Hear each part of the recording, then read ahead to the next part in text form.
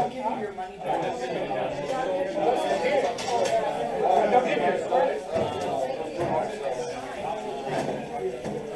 Diane, what do you want to sit up front? Okay, good afternoon, everyone. I am very happy to see so many of you who've come out today.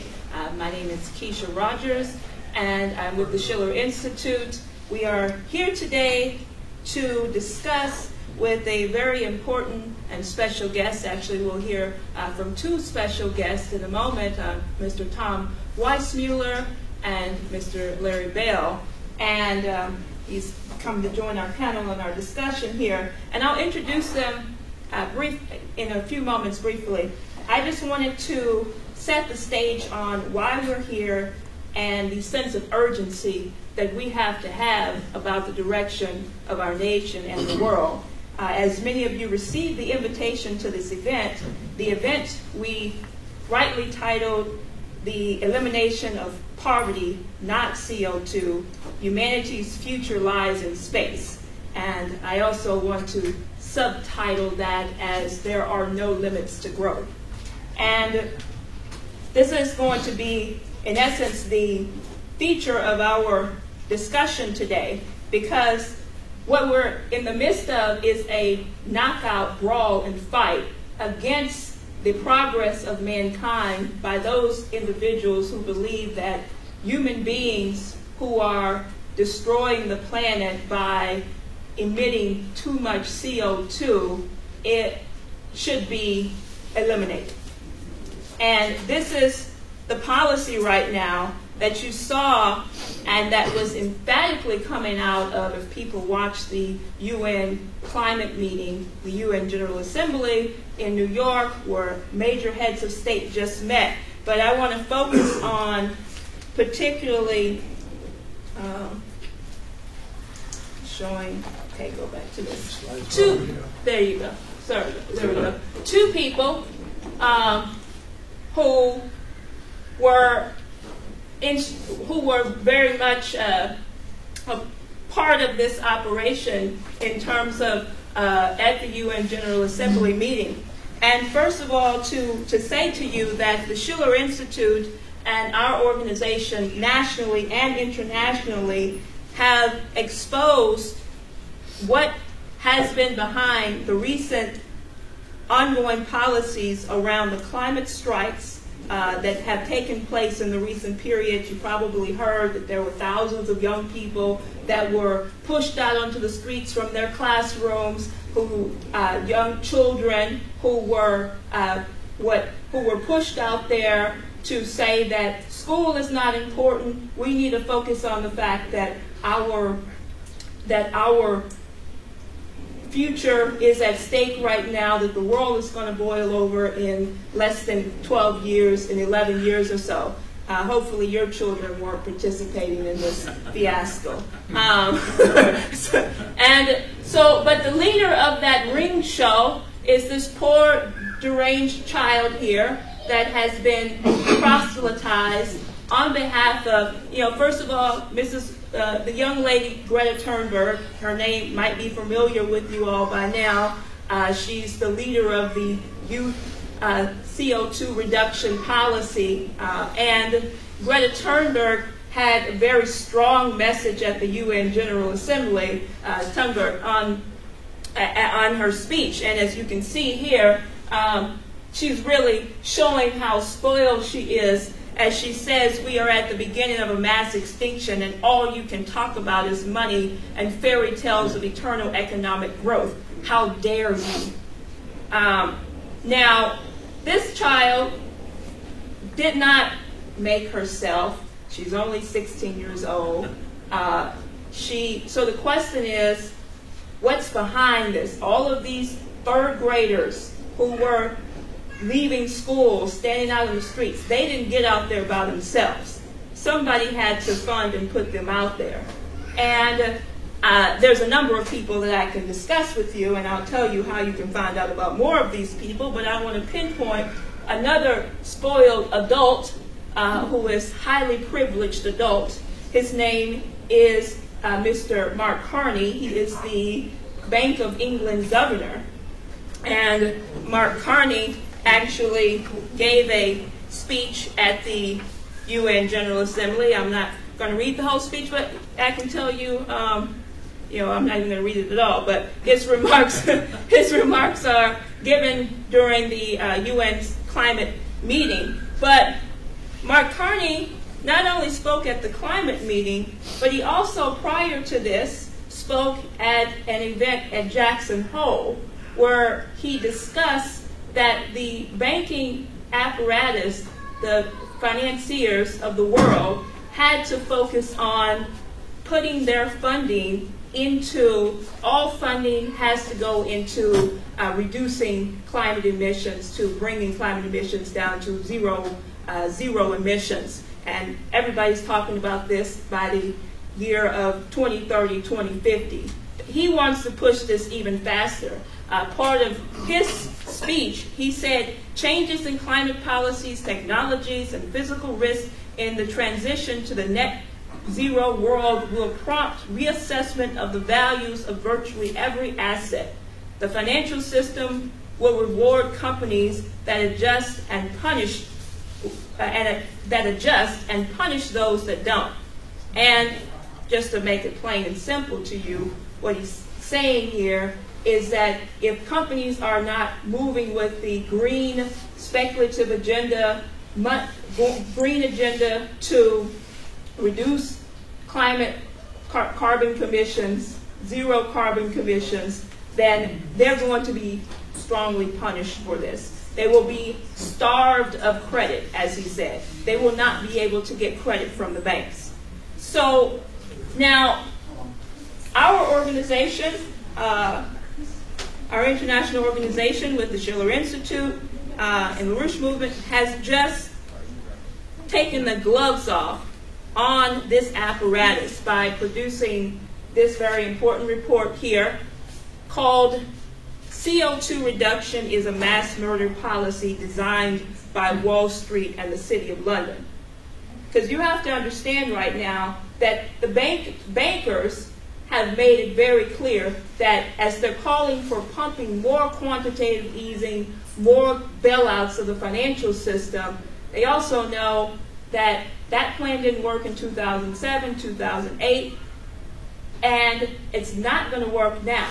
And their policy is we have to actually put some major, strong measures against the growth and productivity of the population by saying we're only going to invest in this green agenda. So now, again, I would encourage you, first of all, everybody to read this report. You can talk to my colleagues here. Ron's standing back there by the coffee. He can tell you how you can inquire about the annual report.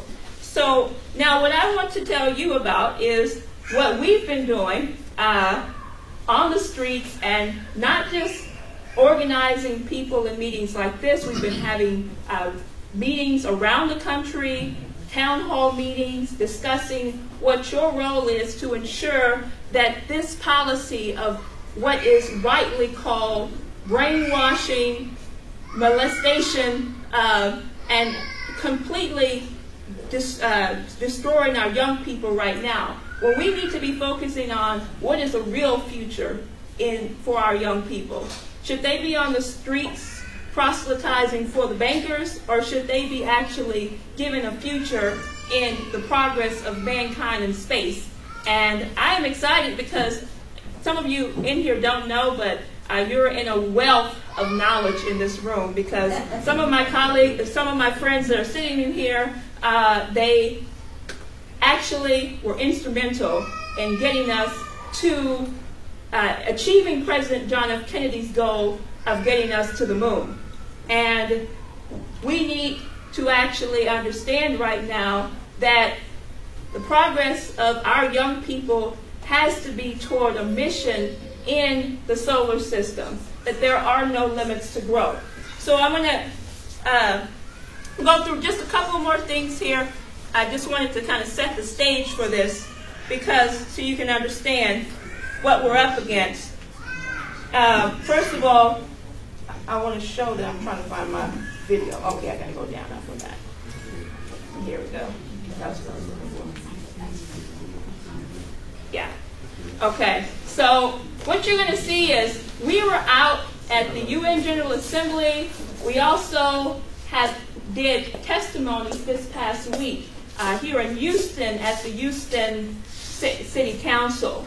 And when you had the climate strikes and young people out in front of the Houston City Council, the first thing that they were saying was that, this is Mother Nature, this is Imelda Harvey, we can't, the reason that this is happening is because you human beings are not doing your job.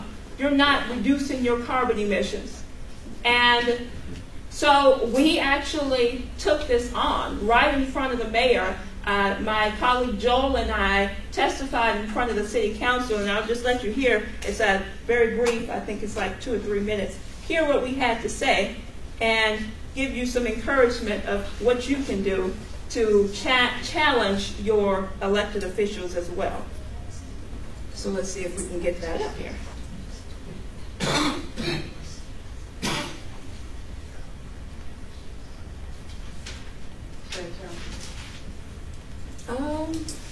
Well, let's see if we can. One more.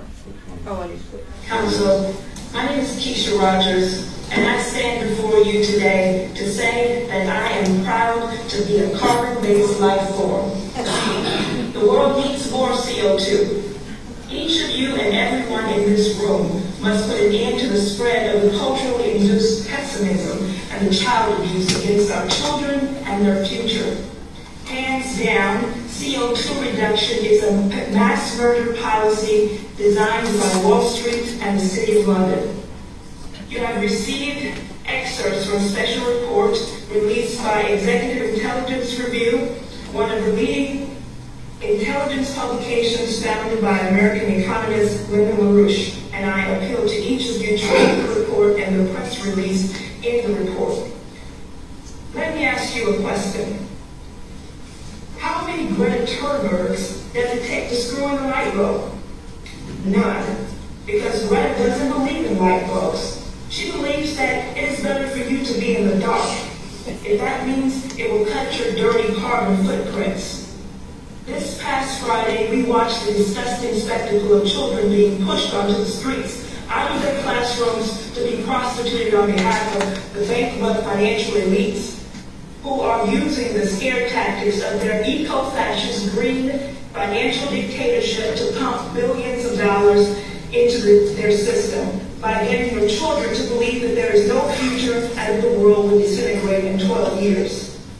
You are telling our communities that we don't have the money to build after Harvey and Imelda because we have to be more concerned about reducing carbon footprints versus saving lives. The Houston Climate Action Plan is a genocide plan. If the concern is to reduce the carbon footprint, then you would not be interested in helping people to rebuild their homes, much less investing in the flood control and infrastructure that will save lives. I call upon each of you to denounce this evil policy. Join me in giving our children a bright future of scientific and technological progress with NASA and Generation Artemis as we reach the moon, Mars, and beyond. Thank you.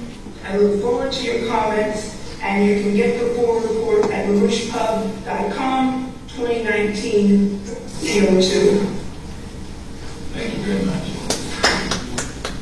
Okay. Is it right after? Yeah. Oh, there it is. The next speaker, Mr. Joel Najim. He's here. And followed by Mr.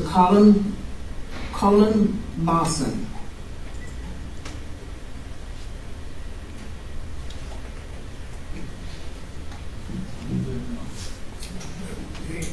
Greetings.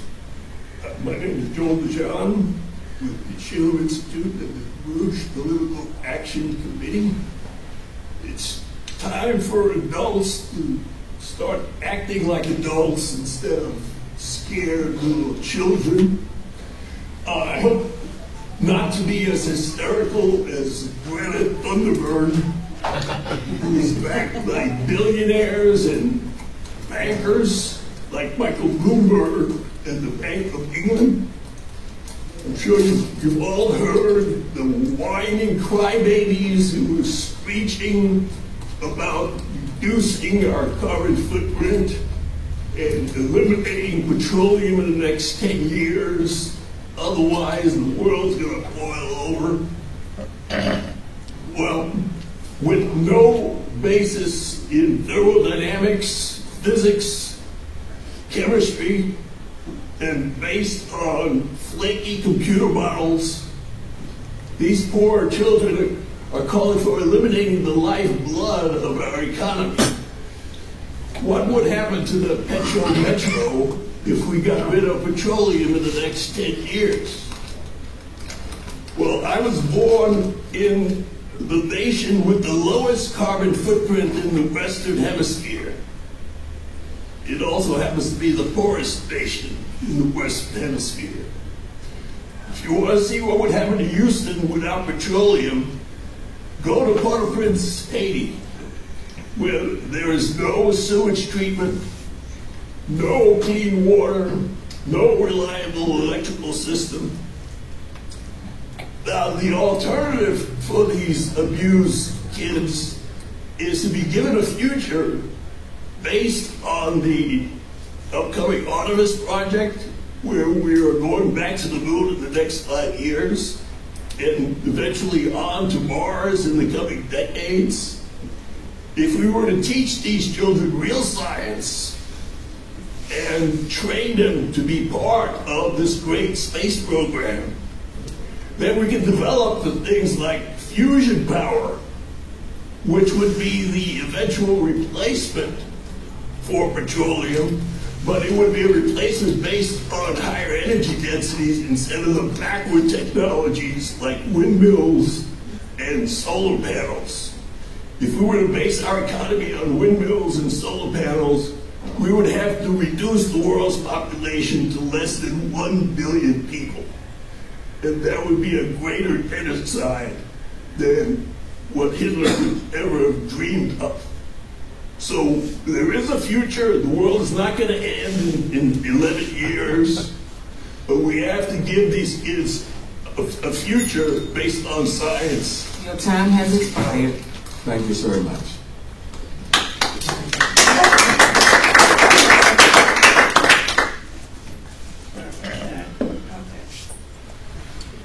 So I'm not going to go through these a lot. I just want to show them as schematics just briefly here, because... Hey, Keisha, can I interrupt for a second? Sure, you may. Did you get any feedback whatsoever from those people who you were addressing? They actually, oh, well, that's a good question, because the feedback that we got was that they were all too chicken to talk to us in front of the whole group. There were two of the council members who actually pulled us out, met us around. One of them himself personally met us around to find out more about what we were doing. The other one sent his representative and staffer out there to ask us more questions about what we're doing. So they were definitely shocked and stunned. Remember, this is election time, so they weren't. They weren't going to be caught dead, actually, showing what they thought. Go ahead, you guys. I think it's very important to point out that the reason for no questions and no comments, or you have to hide behind the banister, to speak softly, is because Lyndon LaRouche has not been exonerated. Lyndon LaRouche has been called every name in the book. He was framed up and thrown into jail by the same people trying to attack Trump. And people are scared politically to collaborate with him openly. And of course, that goes for a lot of the American public as well, who don't really know anything about LaRouche. They just heard nonsense in the media. Right, and they want to, and they're scared to take this on. They don't want to take on the bankers in particular. Just real quick, So, I was there. The next person who spoke was actually for the Green Movement, and he laid out the general line, and basically called on them to start riding bicycles, give up meat and whatever. And this was right in their face after Joel had just spoken. It was the total opposite. And they didn't have a reaction to that either. Did you ask him how he got there to City Hall? Was it on a He bicycle? rode his own bicycle. I know. They're hypocrites beyond. Very much hypocrites. Exactly. They really believe it. They give up cars They give him and everything, electricity. but they're not. So, you know, Joel in his comments were actually talking about, you know, the question of poverty and the question of the state of Haiti, you know, as an example of what you will see, what the world will look like lights out if we have a zero carbon policy. This is a schematic that was done by someone that all of you should know, especially people who were involved in the space community, by a very good collaborator and friend of the Schiller Institute. He started to work with us during the foundation by Mr. LaRouche of the Fusion Energy Foundation, but he's passed away now, Kraft Erica. And Kraft Erica was a German-American engineer, aerospace scientist, and he actually wasn't just a great engineer. He was someone who took the gloves off on this limits to growth, Malthusian, Parson-Malthus policy, and he wrote a number of different books on this. But what he shows, his process was that the growth process of humanity has to be that there are no limits to growth, and that you actually have to look at the world that we live in as not a closed world system. Because he makes the point that in a closed world system, where you say that you only have limited resources, where you can only have so many people on the planet and so forth, and that if you have nations pitted against each other geopolitically through wars and famine, then that is part of a closed world system. And this schematic here shows you exactly what it was that Joel was talking about. This wasn't, poor Haiti, they're just some of the unlucky ones.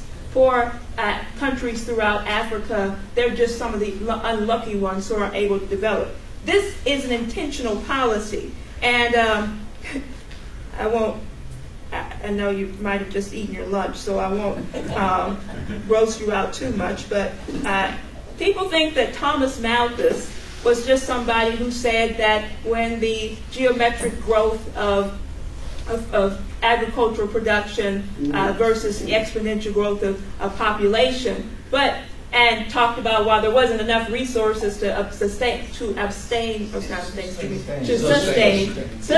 the amount of population on the planet. Now, this is his policy right here. Really no growth. The policy that Joel talked about is embedded in this statement here. As he says, all children who are born beyond what would be required to keep up the population to a desired level must necessarily perish, unless room be made for them by the death of grown persons. Now, I'm not making this up, people. Therefore, we should facilitate, instead of foolishly and vainly endeavoring to impede, the operations of nature in producing this mortality. And if we dread the too frequent visitations of the horrid form of famine, we should sedulously encourage the other forms of destruction, which we compel nature to use. There's more, but just think about that. Bernie Sanders, I mean.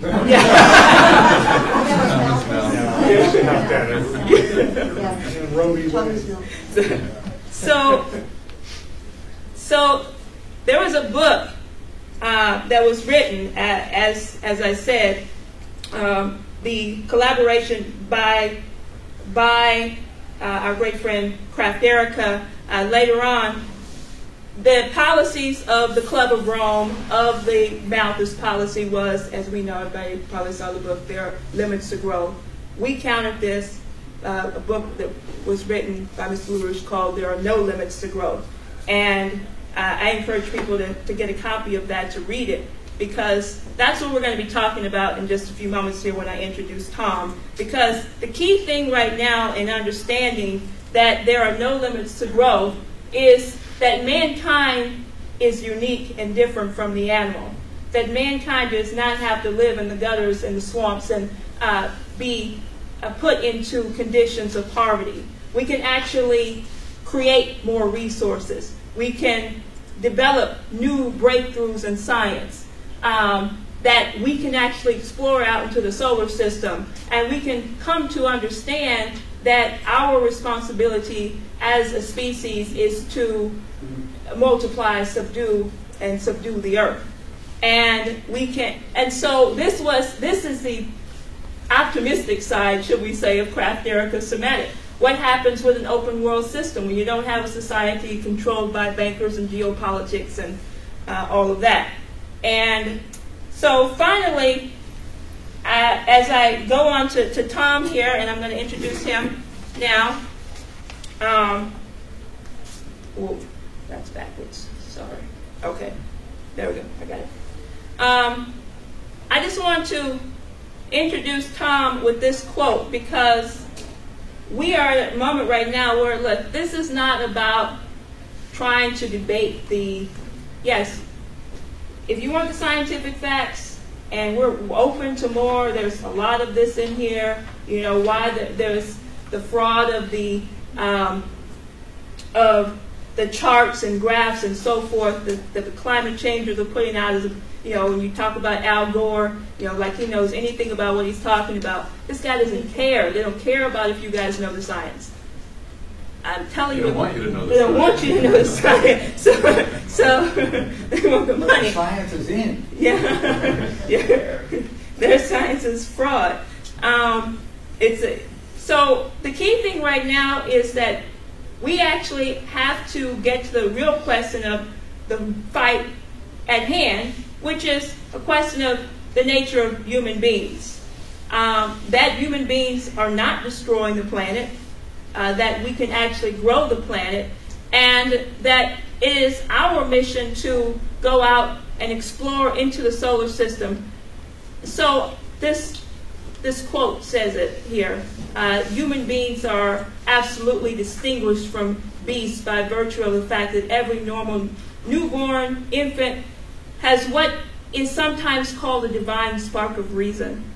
This spark, if developed, enables each of us to develop the power of creative reasoning, the quality of reasoning typified by the work of the best scientific discoverers. Goes on to say, such persons are potentially of great benefit to both contemporary society and future generations. One new useful idea discovered by such an individual mind is of benefit to all mankind. This benefit is partly directed, it is also indirect. Partly directed is also indirect. New, better ideas to come will start from the most advanced discoveries of preceding scientists. So that's what we're here to talk about. The optimism of the future lies in the idea that there are no limits to growth. And so let me, oops, I just lost my, sorry, give me 1 second here.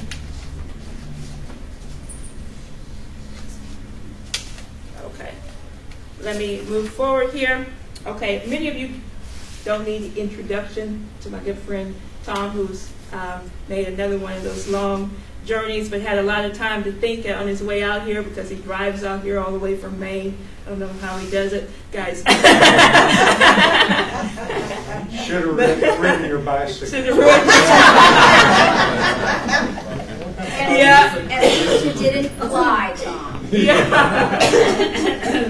carbon dioxide. Exactly. So, you know, Tom is actually one of the founding members of the NASA TRCS, or what's called the Right Climate Stuff. We have some members here. Also, Tom has some knowledgeable background in terms of the fact that he was trained as a meteorologist at the university, New York University, and also Royal Dutch Weather Bureau in Amsterdam. He worked for 5 years throughout NASA before and after the moon landings, and has given a number of lectures at NASA and various other places. So I'll let him tell you more about what he's doing, but he is going to continue on this discussion of the idea that there are no limits to growth and combating this whole policy of the reduction policy, but what we need to do to think about the positive direction that we're going in. So without any further ado, I'll bring Tom up.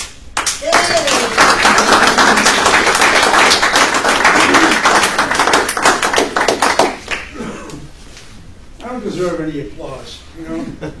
Well, Well, you you're deserve hearing more from- applause than that girl.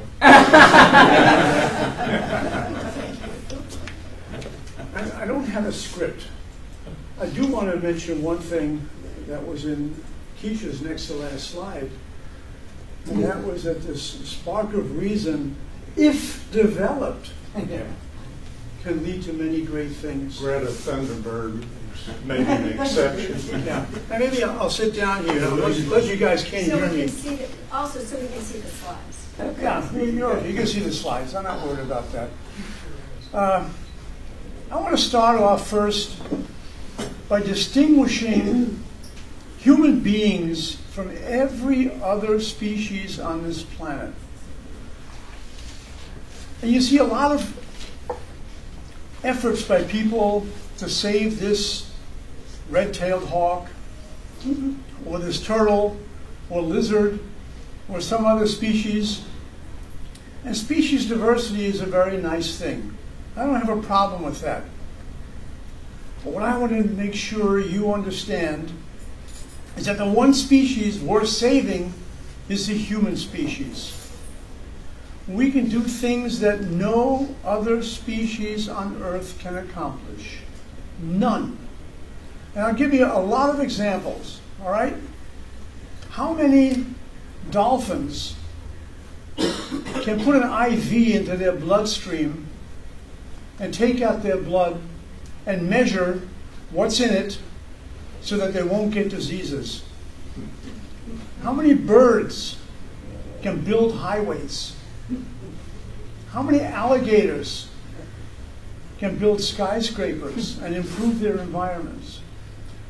How many crows can launch a Hubble Space Telescope into space, look out at the universe, and realize where they are and where they may be going? There's one and only one species that can do those things. I can list many others. And you get the benefit of what your colleagues have done. When you came here, you likely drove on a road that was built by hundreds and hundreds of construction workers, cement pourers, rebar placers. It was done a long time ago. You're getting the benefit of what they did. The infrastructure of this country is benefiting everybody else in this country. There is no job that people have that you don't benefit from. I mentioned a few in the medical sciences and the construction sciences. I'm going to be talking about NASA too in a few minutes. But look at yourselves. You are unique. You do things that no species could ever hope to accomplish. So if you're going to save a species, which one are you going to pick? And what are you going to do to make sure that they flourish? Well, for one thing, you can do what we are not doing. The World Bank is refusing to allow any nation in Africa to borrow money to build a coal plant to electrify that country. They're saying, oh yeah, you can put some solar panels up and a windmill here and there, but when the wind doesn't blow at night, there is no electricity. We need to allow people who are sending their kids into the jungle every day to pick up firewood so they can boil water so they don't get river blindness. They need to get electricity. They need to get power so that their kids can go to school and discover cures for cancer, new principles of economics, new applications of medicine, contribute to the world. And that's why that key phrase that Keisha had in her slide is important. If developed, we are preventing, by policies, many billions of people from developing to the extent that they could to help and join the human race for the betterment of everybody. We're living here in America in a golden age. You take people from South America or Africa or the Middle East and you plunk them in Houston and they are stunned by what they see. We have something that they could dream about if they even knew about enough about to dream. We need to export that to the world. Every human being deserves to live like the human beings in this part of the world live. It's imperative that they can all get educated, that they can all contribute, that they too can contribute to infrastructure, build new roads. You go out on that 610 and you can see there's new intersections that are being developed. A few years from now, you're going to smoothly glide through them. And it will happen, right? Because of the ingenuity, the engineering, the construction prowess, and the ability of your fellow human beings. You're taking advantage of, you're riding on their shoulders. The same way that Newton described him standing on the beach, that he was riding on the shoulders of giants who had preceded him. You are the giants of today. You need to educate your children. You need to make sure that they can exceed what you have already achieved, what you have helped achieve. And now, I could spend a lot of time telling you what species can do what, but if you walk into any hospital today, you walk into any museum today, you see things that no species on Earth, other than humans, could accomplish. And I hope you don't need the hospital, but it's there when you need it. And it will help you. And it will help people in your family. And it will help the nation, it will help the world. We need to export that ability. We need to develop it, like you said, Keisha. Now, one of the things that I had the privilege of being involved with is working at NASA for a number of years. And I'm going to go through an old slide set I have here and describe some of the things that we accomplished at NASA that weren't done before. And I'm going to stop right here for a second, because I would love to see and hear Larry Bell maybe expound on what I just talked about before I get into the NASA stuff, if you want. This is a brilliant guy who is here at Keisha's invitation. I wasn't planning to talk. I know. But I always do. And you get wisdom with a capital W underlined with exclamation points, if you wish. I'll make a few general comments. I have a lot of interests with regard to space. I've been pretty active. Max Faget was my partner. We started Space Industries together. Chris Kraft and Bob Gilbert are on our board. Yes. Neil Armstrong was, and I've been blessed in my life to know some really neat people. Buzz Aldrin's one of my best friends, has been for 40 years. We're doing a book together on Footprints and Flagpoles, and Buzz is an incredible guy. He's he and George Abbey and another couple of friends of mine probably have the best memories I've ever known in my life. They're just absolute incredible memories. God, I envy that. My first book, I write a lot. I've written over 600 articles for Forbes and Newsmax. I'm kind of a compulsive writer. I type with 2 fingers, which is really amazing. My fingers are much longer. A couple of I guess 7 or 8 books I've written, and I brought some along just to kind of show you. So I do write books. My first book I just want to mention was dedicated to Al Gore, whose invention of the internet made it possible, and whose invention of fax made it necessary. A little louder, please.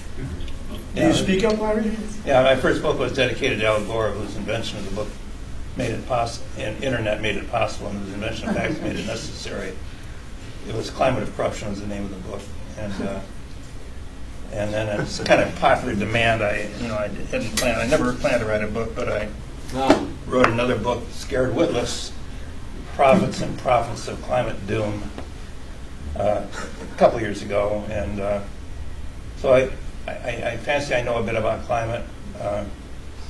The famous Michael Mann with his hockey stick graph that was going to light the world on fire. I guess I was very pleased that Tim Ball, at least so far, has prevailed, and that He case, won. He won. Totally won. Yeah. So that case has probably been thrown out. We'll see if it's appealed, but. I want to say that in my first book, Walt Cunningham wrote a dedication to it that I thought was very apt, and I think it here picks up with what you're saying. And I'm not going to quote it exactly, but in the space program, the science wasn't perfect, and everyone knew that. But it was the best we had. And the people that went said, "This is good enough." There's a lot of unknowns when Buzz and Neil went to the moon, and I knew them both. They didn't know what kind of surface they're going to land on. They didn't know if we have a pyrotechnic display when the dust caught on, ablaze, and so on. Both of them told me individually that they thought there was about a 50-50 chance they would come back. And God, I wouldn't accept those kind of odds. But they went because, as Walt said, we believed in the science. If we did it wrong, and if you folks did it wrong, and you folks that are here did it wrong, there would be deaths, and there would be loss of a mission, and what Challenger and Columbia almost cost us the whole programs. And so we're very not intolerant, and very, we don't want to make mistakes. Bureaucrats hate mistakes. Bridge builders accept them. Bureaucrats hate them because they don't get credit if they're successful, and they get blamed if they're not, and so on. But if we look at the mistakes we've made in climate, which is, I think they go beyond mistakes. I think they go way, way beyond mistakes, and they cover up for foolish errors. The temperature records are screwy. They doctor the books. They do everything imaginable, and they get away with it just the way they get away with everything else. Today in the media, nobody does any fact checking. You can say there's more hurricanes and they're more severe and so on. Like I just checked the NOAA records. It's not true at all. Imagine if the hurricane had hit Galveston at the turn of the century, last century, it happened today with the population we have. Imagine instead of 12,000 people dead, imagine what the deaths would be. So the point is that NASA has taken a pride, and our country has taken a pride in getting it right on science. But we're so absolutely tolerant of just bogus science, pseudoscience, when it comes to climate. Some of the worst culprits are Texas A&M University. They're just really, really bad people. And I can name names. We know some of them. Yeah. But it's time we get it right. It's time that our kids not only appreciate science, but appreciate the importance of accurate science. And science is always evolving. I want to mention two other books. I've written a couple of books lately. I'm kind of on a run on where technology is taking us, and it goes again to science. Previous one is Reinventing Ourselves, and I was kind of taking it's how technology is rapidly and radically transforming our lives. It's everything from social media to the fact that our cell phones are listening to us and all the other crazy things, and middle-aged girls are being body shamed and committing suicide because of trolls, that make comments. I mean, it's the ability for people to hide behind rocks and the media and attack, and we're seeing an awful lot of that today in today's politics. That technology is both a tremendous gift. I'm a cancer survivor, and I'm so appreciative of what technology does, but it's also our worst fear, and it's a matter of trying to reconcile that. Can we live with facial recognition cameras on every lamppost like they do in China? They'll have their merit system implemented next year, so if you walk your dog, if your dog's not on a leash, maybe your kid won't get into college. I mean, it's absolute insanity, but then again, it pales compared to the insanity we're seeing in Congress today. So we're seeing tremendous transformation because of technology, and it's happening so fast. We can Skype with grandma, but also Skype's watching us when we're in the bedroom. So that's a double thing. The book that just came out last week is Weaponization of AI and the Internet. It just came out, and that's where it kind of gets scary, because when we put all this technology in the hands of Silicon Valley people and very few people, it's an enormous power thing. I mean, you can imagine companies that have $1 trillion in assets, that have global outreach, that can monitor and censor and disinform people globally.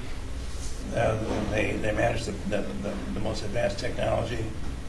And now you're going to hear smart cities, where you're going to have your refrigerator and your smart meter hooked up to the surveillance camera at the other end of town, reporting whether you ate too many hamburgers this week, and whether you exceeded your BTO allocation from climate justice and energy justice, because the windmill broke down the other end of town. And we're going into a very insane period right now, where the technology that's also transformative is the technology is very, very terrifying in terms of how much control it puts in a few people's hands. As I dive deeper into this stuff, I'm writing a book now on cyber terrorism. I won't leave you with that because you won't be sleeping tonight. But everybody's got butts in everybody's grid. Everybody breaks everybody else's election. We do it. A lot of them steal our NSA technology to do it. This is pervasive, and it's an unwinnable thing, because now you can do it to North Korea, but they don't have any grid to knock out. So the more wired you are, the more vulnerable you are. and so it's the issue that technology that we rely upon so much. One little vignette: our transformer blew up near our house yesterday, and I kept flicking switches. I knew the power was off, but I realized the switch is an extension of my hand. I don't even think, well, of course my garage door is going to go up. Well, no, it didn't. Because we're so literally wired that we just imagine electricity is there. And suddenly, it's a whole other world. Oh, I flicked the switch and my glass of light doesn't go on. God, there must be something wrong here. And so technology is a great blessing. We can't uninvent it. We can't go back. But I think in our society today, we have to realize there's a big price. This book has a frog and a pan of hot water in it, and the notion is it's like the boiling frog. We say, well, technology is so comforting, and it gives us security, and it gives us convenience, and all I have to do is give away a little more of your privacy every day. Well, why do we care if they monitor and data mine where our car goes and how much time we spend in a store? I'm going to Washington in a couple of weeks, and I just mentioned that. And I'm getting now emails from Washington hotels. Sure, it's just a coincidence, right? So we live in a scary time, and I guess change is always scary. And there's always the tendency to say, well, change is bad, and change is, well, in any case, it's transformative. And we need to educate, as Keisha's saying and Tom is saying, we need to prepare our children for a brave new world, and they need to prepare us for a brave new world, because it's going to be their world, they're going to create it. And I think the one continuing thing that we can hope to give them is values. And we draw values from our own models, and I think NASA has been a model. Achievement is a model. I think capitalism is a model. You know, you believe that you can somehow make your life better, make other people's lives better, because incentives are great and rewards are great when you feel like you earned something. And to instill these kinds of values, I think today, in the political climate we have, is so critical. Let's see if we're up to it. I'm sorry I talked so long.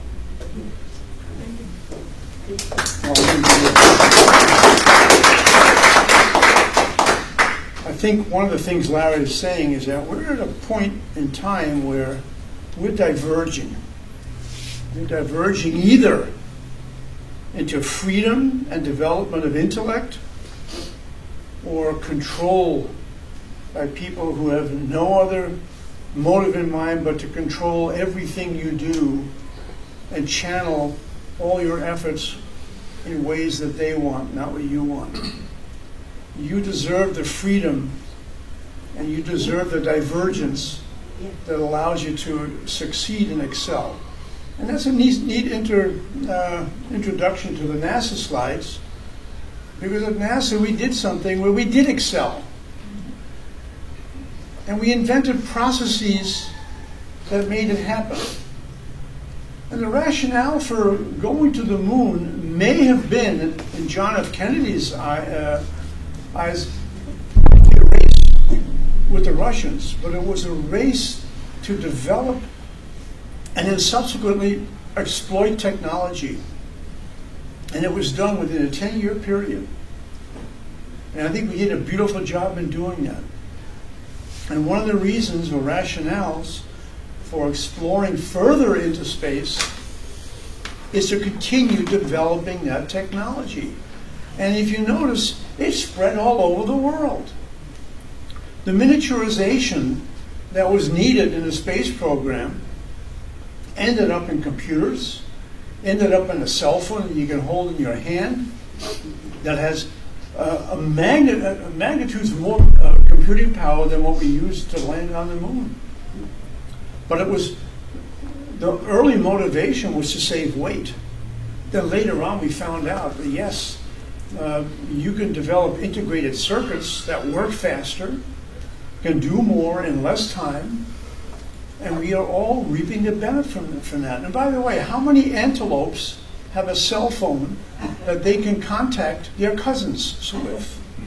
Right? You really need to understand how the human race has leapfrogged the rest of the species on this planet, and NASA has helped.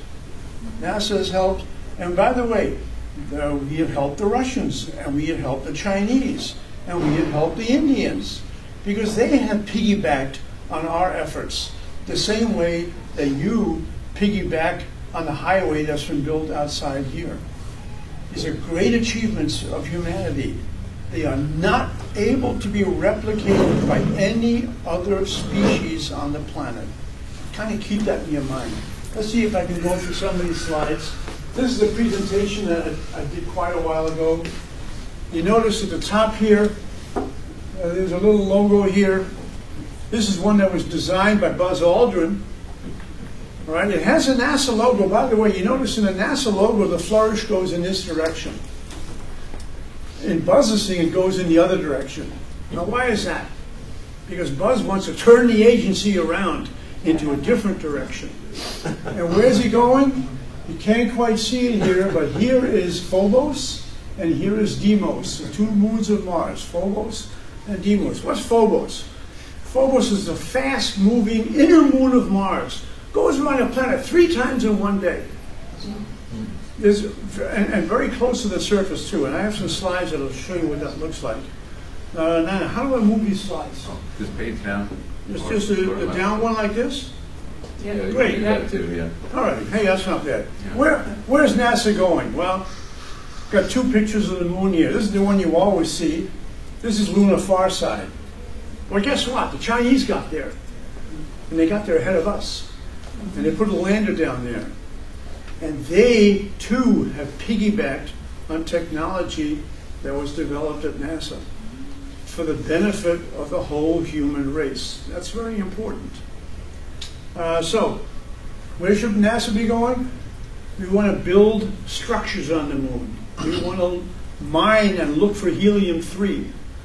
We want to find water on the moon. We think we can do it at the lunar South Pole. There are craters there that never see sunlight. We believe that there is water in those craters and helium-3. Why do you want helium-3? Helium-3 is the cheapest, easiest way to achieve fusion. Because you take those helium molecules, knock them together, they produce heat. Do we have a way of controlling that heat? Not yet. But we're working simultaneously to do that. And the moon is the best place to find it. Now here's Buzz again, all right? Buzz is standing underneath Stonehenge, and he's got his T-shirt, "Get your ass to Mars." Buzz sees beyond what most people in this country see. And it's not getting to Mars that makes a lot of sense. It's developing the technology that allows you to get to Mars. There are many, many difficulties in getting to the Mars. Believe me, Mars is far harder than the moon. I'm not sure. I can stand up and do this, but thank you. So there are reasons to do that. So here we go. Where should NASA be going? I say it should go to Mars. I don't think it should go to Mars. I think it should go to Phobos. This is what Mars looks like. Good pictures. We have a number of landers on Mars. We've done some exploration. We've even named most of the features on Mars. Some of them call Arabia, Eden. Some of these kind of come out of mythology. Utopia. But Mars is a known body to us now, mainly because it has a nice transparent atmosphere we can see down on it. Venus, unfortunately, does not. And I'll talk about the possibility of terraforming Venus later on. Don't let me get away without doing that. Okay. All right? This is a fanciful way of getting to Mars. Why this came out of a science fiction movie. Why do I say it's fanciful? Well, they have this rotating part here, which will simulate 1G of gravity. If we had fusion power, we could have a mythical 1G engine. We're halfway to Mars, you're at 1G, and the astronaut's very comfortable. And then when you turn the rocket around, put on the brakes, and you can do that at 1G, and you end up determining when you get to Mars. Well, we don't have a fusion engine yet, so the next best thing is to have a rotating spacecraft, big windows, and this is out of Hollywood. You don't need windows in the spacecraft. That was Von Braun's plan. No. That's his version of a space station. This is actually on a spacecraft heading to Mars. This is not a space station. This is how you're going to get to Mars. But we don't need windows in the spacecraft. Why? All you need is a tiny porthole and a big flat screen TV inside. And you can see everything you want, and structurally it's a lot better for a spacecraft. But again, this is Hollywood. But you're going to get to Mars. Well, this is Phobos. It's what I believe should be the first step. Number one, Phobos is that fast-moving inner moon of Mars. We don't need to have as much fuel to get to Phobos. Why? Because when we get to Mars, when we put the brakes on, we're going to catch up to that fast-moving moon. The geology on Phobos is absolutely fascinating. This is ice or snow or frozen carbon dioxide. Look at the strings of meteors, of meteor hits that have happened here. There's an awful lot to learn about Phobos, and like I say, it's easy to get to. And by the way, when we want to go back to Earth, you go from the other side of the planet, you get a boost, because you're getting a boost from that fast-moving moon. Again, you're going to save fuel. We don't have the ability to land on and get off Mars yet today. We do have that ability to land and get off of Phobos. Here's some of these are the 10 places that they want to explore on Phobos. They've already figured out what they want to look for and what they want to see. What's the diameter? Phobos is about a 20th the diameter of our own moon. It's quite small. However, it's a lot bigger than Deimos, the other moon. So here's a mythical space station. I don't happen to like this architecture, but we have plenty of time to figure this out. You see how close the SEP by the means of solar electric propulsion. And it's a tug that is designed to explore the moon itself. We're going to take off, land. This is what you'd see if you're standing on Phobos. You are really close to Mars. All right? It is a very good place to explore and map the rest of the planet for future landings. Now I'm going to get into what NASA has accomplished, okay? And there are a number of areas. Clothing is one of them, high-tech fabrics, fireproof garments. We have to develop fireproof spacesuits. Insulation, Velcro is usually given credit. Although NASA didn't invent Velcro, they certainly adopted it when they were using it. Medicine. You can't walk into a hospital today and not be exposed to things that were outgrowths of the space program. It's impossible. MRIs, CAT scans, insulin pumps, all these things were developed because we wanted to monitor astronauts' health, physical situation remotely while they were in space. Lots of advances in human safety that you will find in a hospital. Technology management. NASA didn't excel in building things. NASA excelled in managing things. The work breakdown structure was one of the things that NASA relied on. What they basically did is you took a task and you busted it down into little pieces, lots and lots and lots of little pieces. When they all came together, you had a spacecraft. The early work breakdown structures that I worked on when I was at the agency had open blocks. Some of them were green. That means we did them already. We knew how to do them. Some of them were yellow, which means we probably could. And some of them were red. And the red ones we didn't know how to do yet, but we were hoping people could find out how to do them. And when they all switched green, we had a work breakdown structure that would work. And this went down to the size and strength of the screws that we were putting into spacecraft that we know would hold them together and would work. We had open patents. Open patents are, unless you had something that was totally classified from a military standpoint, if you worked and designed something for NASA, that patent was available for everybody. You could not, the reason people have patents is to prevent other people from creating the same thing and profiting from your intelligence. But they expire, right? But NASA's patents are open. Did something for NASA, everybody could see it. CPFF, this is a different kind of contract. It's a cost plus fixed fee and cost plus incentive fee. If we were asking a contractor, we were going out for bids, and we didn't know that it existed, we would give the contractors incentive payments if they succeeded or if they got it done faster.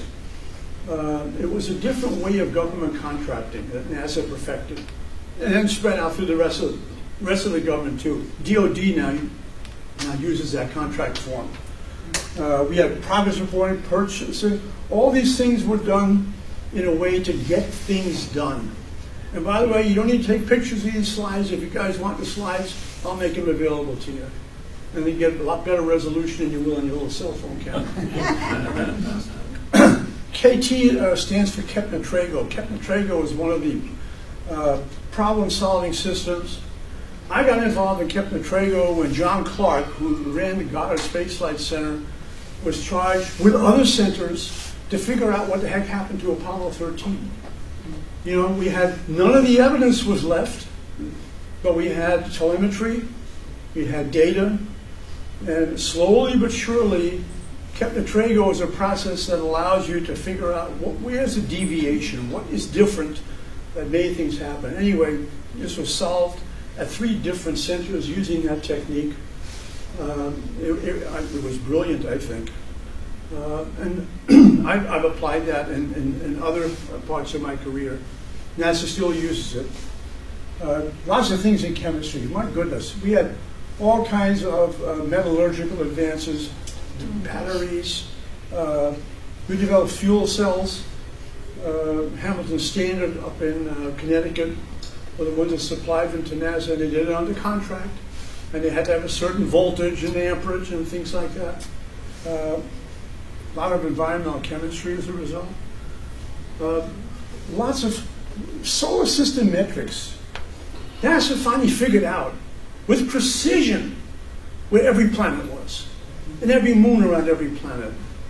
We learned an awful lot about the solar system as a result of spacecraft that we sent out to the outer planets. We have visited every planet or flown by every planet.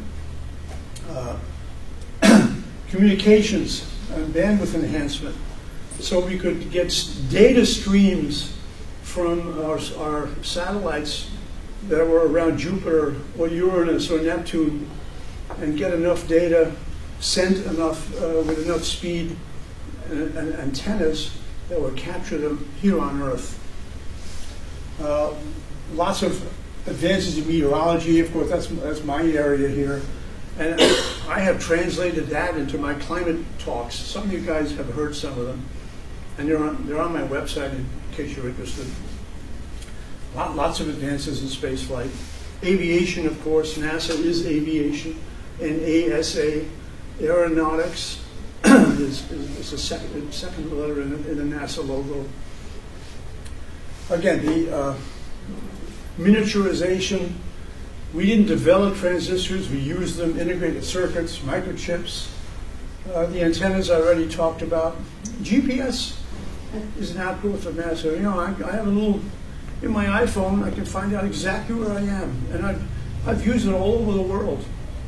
I've used it in Europe, I've used it in China, because of the satellites that we put in orbit. We know exactly where we are. Household electronics are improved. Everything that we do here. Well, so this is Buzz's logo again, going to Mars. This is a schematic of what we would do if we would land on Mars.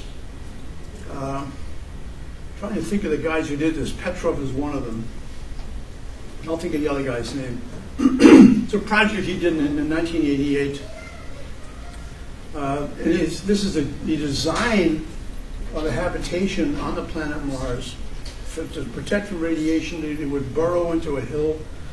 There's some flaws here. They relied a lot on fusion, not fusion, but fission power.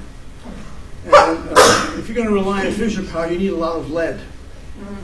Lead's very heavy. Getting lead to Mars is not going to be that simple. All right. Here's the point I'm making. It's not going to Mars or going to Phobos that makes a difference. It's what you learn in getting there, the technology you develop. It's how well you use it. Humanity will flourish as you spread that knowledge all over the world. And I have my issues about not letting the poor people in South America or Africa or other poorer parts of the world develop and flourish.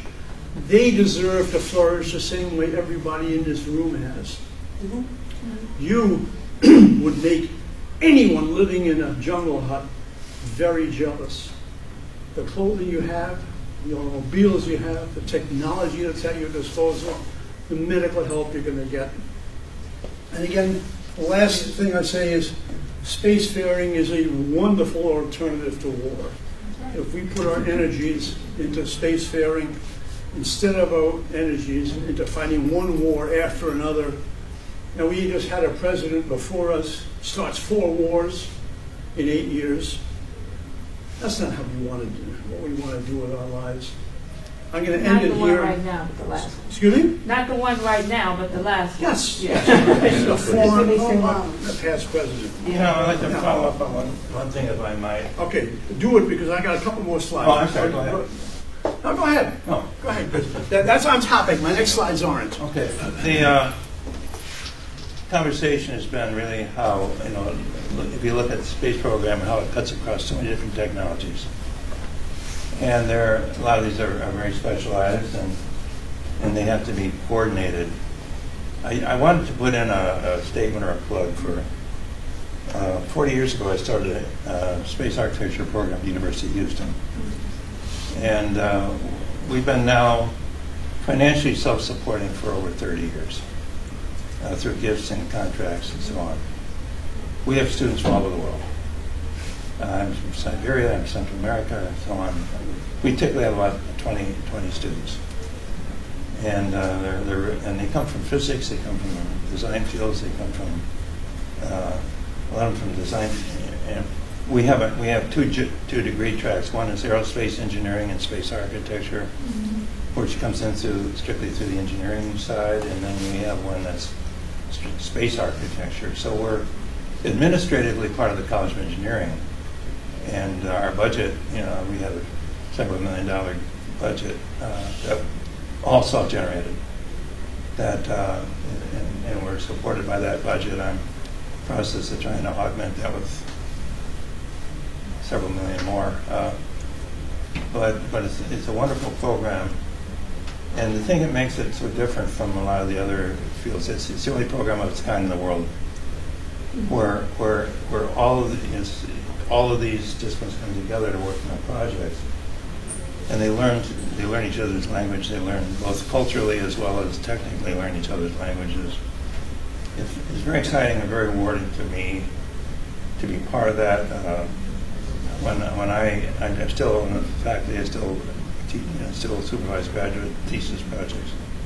Bonnie Dunbar, who was a 5-time astronaut, replaced me as director when the program transferred to engineering from originally architecture. Now, my former associate director, Olga Banov, is heading the program.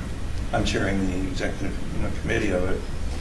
But it's a very exciting program, and about a week or two, it was kind of a nice development. NASA now, for the first time, has a space architecture office, and it's headed by one of our graduates. So space architecture, I think, has kind of finally come into its own. We have our graduates working in programs all over the world.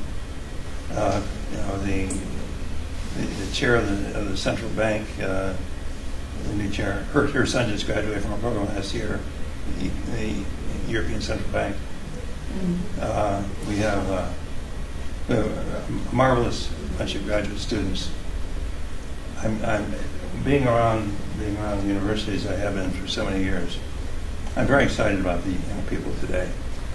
Each of us, I think, prides saying, "Well, weren't we a smart generation?"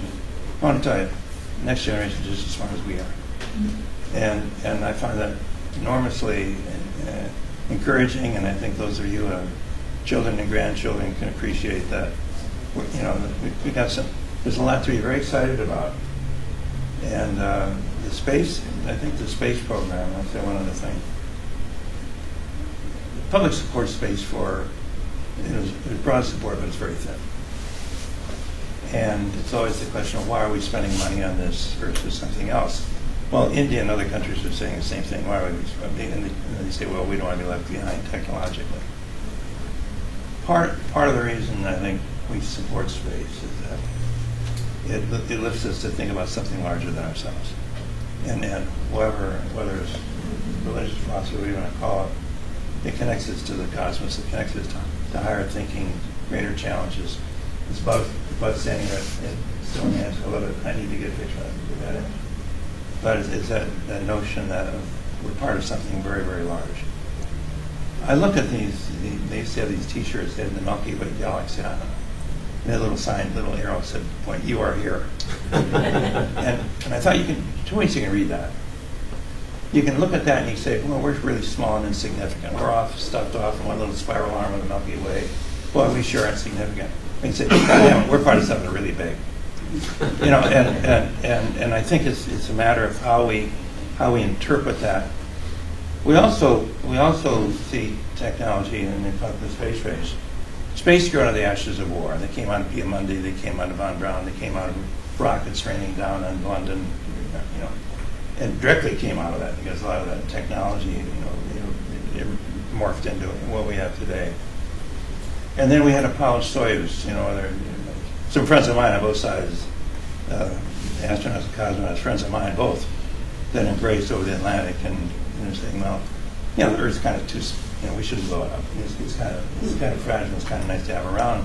Kumbaya, and can't we all get along? I think that same philosophy persists today. We see North Korea and Iran as imagining rockets raining down on us and having EMP attacks on our energy grid and so on. And then we say, but let's go to Mars together because, like George Adley, let's all get together, let's build something initially, it's a universal thing. So or we need the next generation of Teflon, or we need to push fusion or whatever. There's all these different reasons that we want to do it. some of them are very practical and pragmatic. Some of them are very spiritual. And somehow we have to pull all these things together. But the only way that'll happen is if we show milestones of progress. The public lost interest in Apollo halfway through the program because it started looking repetitive. And I think that in order to get public support, we need to, doing flow diagrams isn't going to get us anywhere with the public.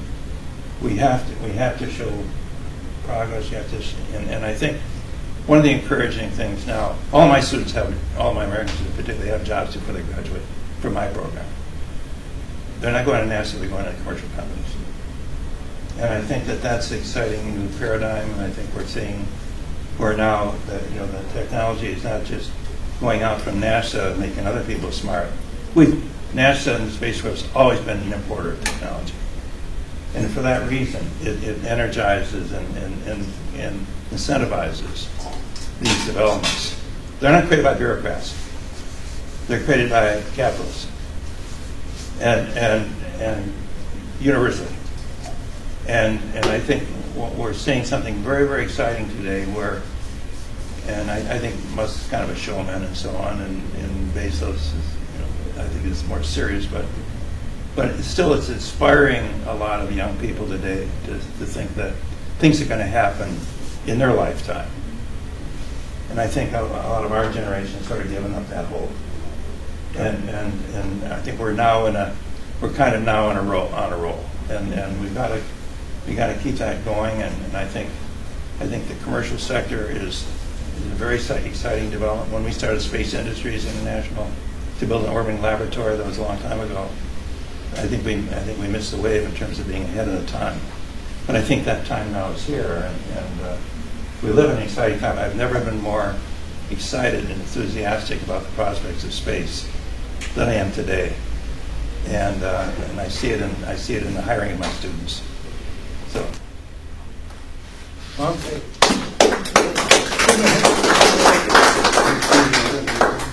Got a couple more slides. You've been diverted into thinking about climate. All right? The newspapers are full of it. There's another way full of it. But, this is something that you ought to be concerned about. This is the recent solar activity on our sun. And this is sunspot activity. There's an 11 and 22-year cycle in our sun. It's very well documented. The peaks are high sunspot activity. The lows are where it gets down to zero. Where it actually touches the bottom here, you have no sunspots. Well, there's some strange things happening recently. Number one, you notice a trend is going down. Each trend is lower than the one before.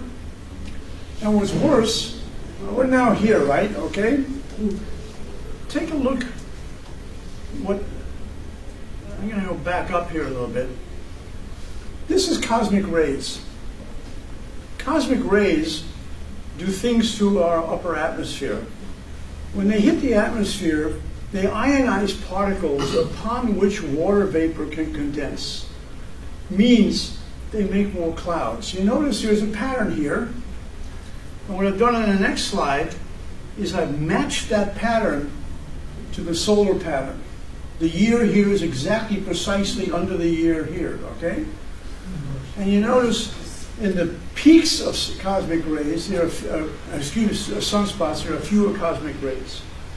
When you have the lulls, you have more cosmic rays, which means more clouds, more ionization of particles, and it goes down again. But you notice the trend in sunspots is down, the trend in cosmic rays is up, meaning we're getting more albedo on the planet. Albedo is reflectivity. When the sunlight hits clouds that wouldn't be there but for the cosmic rays, that sunlight bounces off of wavelengths that CO2 doesn't intercept. It makes the planet slightly cooler. We have had no increase in heating. This is what it looks like in a La Nina year. These are clouds over the equatorial Pacific. And when the sunlight hits those, it goes off, and there's a lot of clouds here, okay? More cosmic rays, more clouds. Cooler planet. A quick slide on sea level trends. This is the east coast of the U.S. Sea level is different. Now, it's the same ocean. How come the sea levels are different? Well, the answer lies in tectonics, the up and down movement of the earth. So in Virginia, you have a lot of sinking land, and the sea level is perceived to be increasing. What's a real sea level? There should be a graphic here that shows, nope, didn't work, didn't show up. But you see there's no acceleration of sea level in areas that are tectonically inert. You have a very consistent linear increase in sea level, exponential increase in CO2. Do you see any influence whatsoever of CO2 on sea level? I don't see it. Here's New York City. New York City is, again, if I go back a couple of slides, it's up here. Sea level is, quote, rising, not as much as Virginia, less than Portland. Why is New York having sea level increase? Well, when you have these huge buildings of structural steel and concrete and water towers pressing down on the bedrock, that goes into an area of the earth called the asthenosphere. So New York is sinking under its own weight, and the sea level is, quote, rising. However, that rise is still linear. It's not being affected by CO2. It should be off the chart if CO2 had anything to do with it. Okay, and that's it for my slides on the climate slides. And I'm willing to take any questions. By the way, my sea level presentations are on my website, on the media page. You can actually look at them, and some of them have a lot more detail. I just wanted to briefly show them. The climate thing is a scare. It is diverting resources from things like NASA that will improve the world, and is putting them into things that have no impact whatsoever. On my website, you'll see some other slides. Number one, where I show that CO2 actually helps the world get greener. That means people can eat more. Yeah, that's right. The Sahel in the southern Sahara Desert has close to 20% more green than it did when we first had satellites in orbit. Why?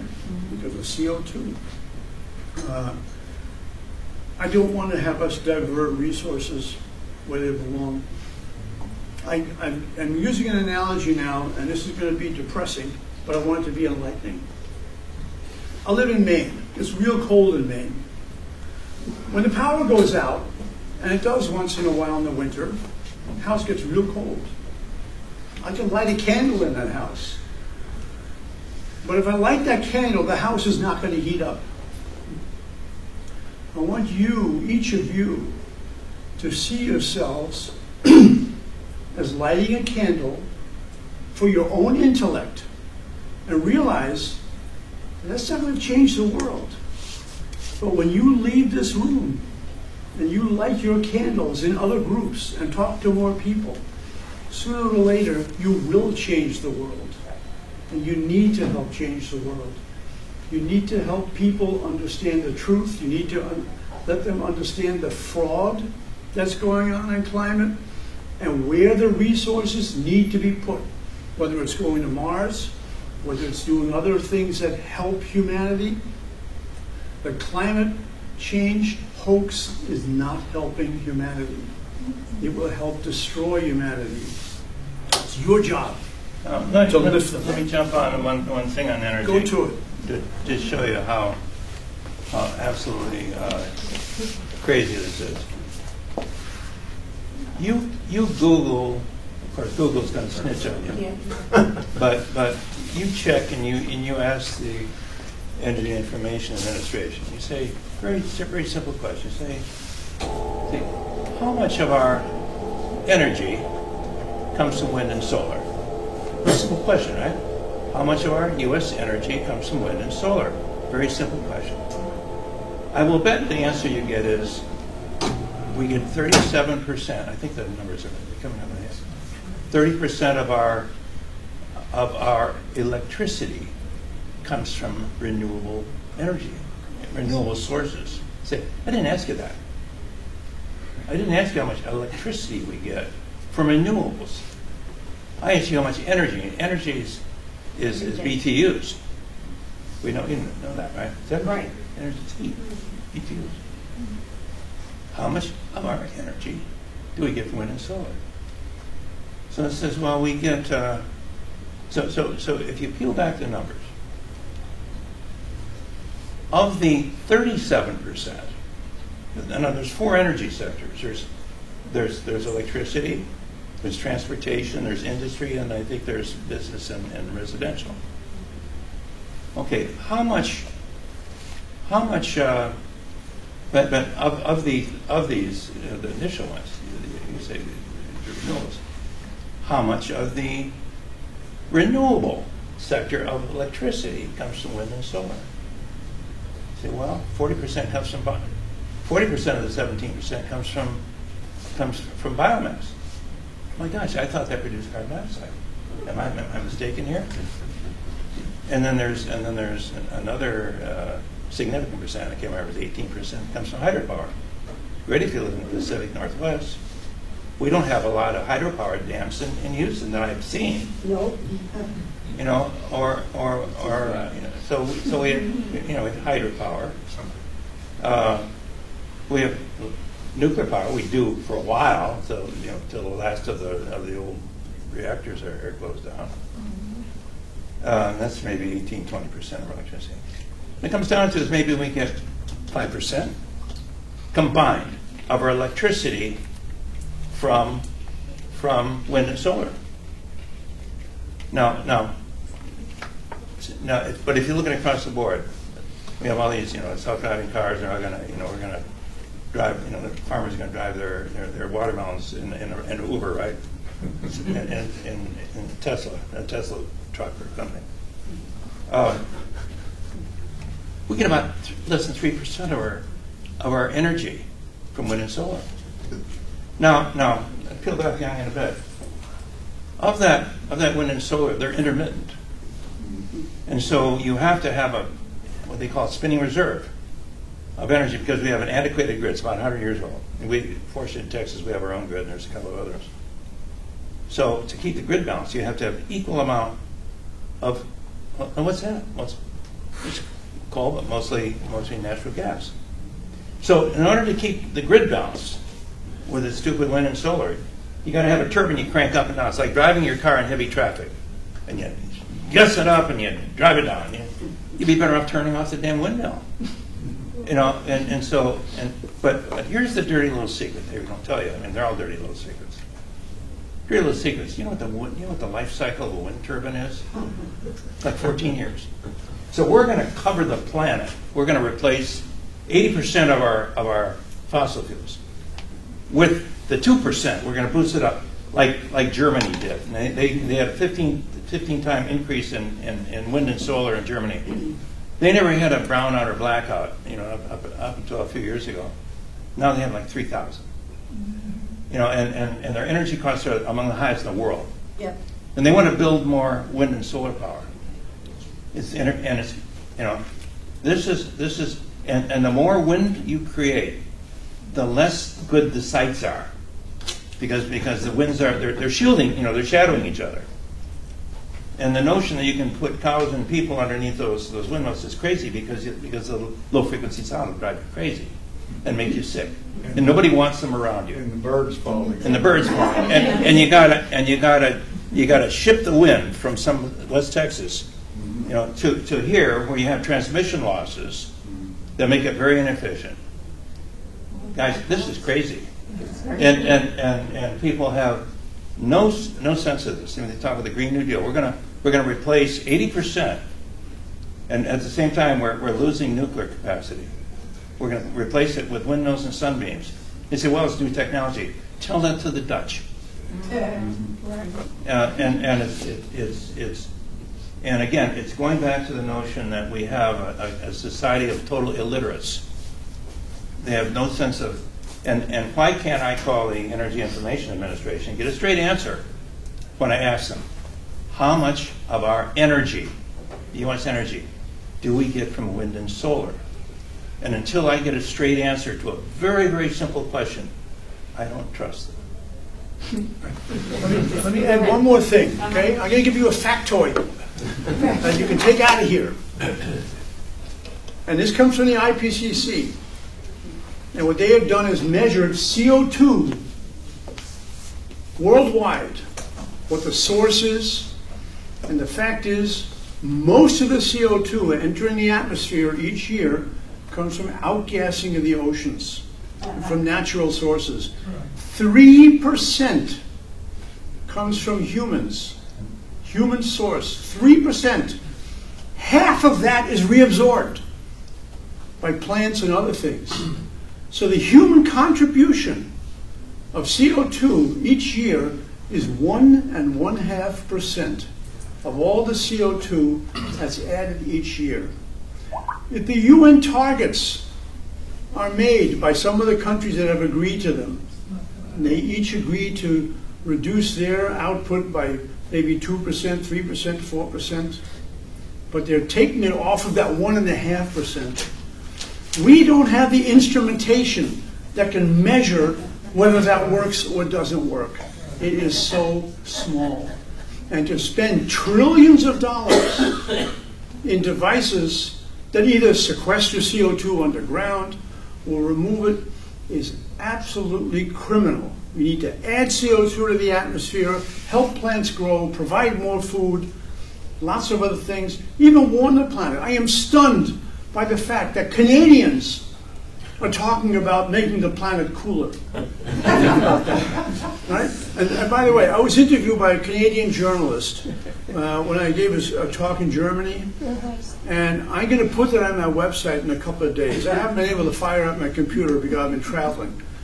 But there I asked again this Canadian journalist, why would Canadians want to have a cooler planet? I don't understand that. Anyway. May I ask a question? Yeah, take a few questions. Yes, you can always ask me questions. Doesn't the IPCC distinguish between natural CO2 and they have a part for milling called fossil fuels emissions? That's part of that 3%. Yeah, Only that's part. But on the charts, they're just showing the 3%. Yeah. Okay, I'm going to give, I brought a digital presentation I wanted to show you. This is my digit, and this is my presentation. And I'm going to give you a little brief history to pick up. Here's 400,000 years, okay? Can you imagine that? Here's 400,000 years. So the world goes through 90,000 years of ice age. And then we have a little interglacial. It's about 12, 15,000 years. And then it goes another 90,000 years. Another little interglacial. So we live in a blip. We live in an interglacial that ended about 12,000 years ago, approximately. I wasn't around. I can't verify that. But let's fast forward. Let's go into our little blip. In the 12, 15,000 years, it's the last one. We get a little blip. So I'm going to fast forward. A couple thousand years ago, people wore togas and sandals for good reason. It was called the Roman warm period. Just warm as today. And then we kind of fast forward another 1,000 years. It was a medieval warm period, and that's when Eric Red and his band went to Greenland and raised sheep and goats. Well, I spent a year in Greenland in the Air Force. I didn't see sheep and goats. Not a single sheep. They would have been welcome. I would have loved to see something live, besides his, Arctic foxes and caribou. But nevertheless, now I'll fast forward. Around 13, Eric Red, his guys, he was dead, but his family had a good sense to get the hell out of there. It started getting cold again, and then it get cold, and then we have something called the Little Ice Age, and that's when you showed the Maunder minimum, and you showed where the cosmic rays, where the sunspot activity, grand minimum, and so on, and the cosmic rays. So from about 1350 to around 1850, we had something called the Little Ice Age. It wasn't a real good time. We had Irish potato famine, a lot of bad stuff happened, a lot of extreme weather, and so we had that period. So then around 1777, when George Washington's troops were at Valley Forge, I wasn't there either, but I heard about it. And Washington and Napoleon's troops were leaving Moscow in 1812. It was a real cold period. A little bit after that, it started warming up again. It was around 1850, 1870. Planets started warming again. But here's where it really gets interesting. Around 1938, I do take credit for this. I was born that year. It was like the warmest year in 100 years, and I really heated it up. But look at what happened. What happened? We had warming from the early 30s to the mid 40s. What happened in the mid 40s? We had a world war. We had the Second World War. And in the Second World War, we had Japanese and Germans and Europeans and Americans putting carbon dioxide in the atmosphere, right? Mm-hmm. Well, what happened? What happened? We had carbon dioxide went up, and the climate went flat to cooling for 3 decades, from the mid 40s to the late 70s, and suddenly the next ice age is coming, right? It's got a glacier, it's charging into New York, crush Manhattan, and so on. And all, you're reading about it in the New York Times, and it's doomed, the ice age is coming. What's causing it? Coal. The particulates from, from coal. Okay. So we had a scare of an ice age in the late 70s. All of a sudden, 10 years later, Al Gore, 1988. The climate's on fire. We got to pass the Kyoto Protocol, because if we don't, we're doomed. And we got to form an intergovernmental panel on climate change, not to find out what's happening, but to find out why we're causing it. Suddenly there's a crisis. It's 10 years later. We just had an ice age that just barely missed us. The glacier just made a swerve around Manhattan and melted and raised the ocean. Well, it didn't raise the ocean because the oceans have raised 7 inches per century the last couple of centuries. So and we have society. So anyway, we have to form IPCC. We have to pass the Kyoto Protocol. We got a railroad engineer that heads up IPCC.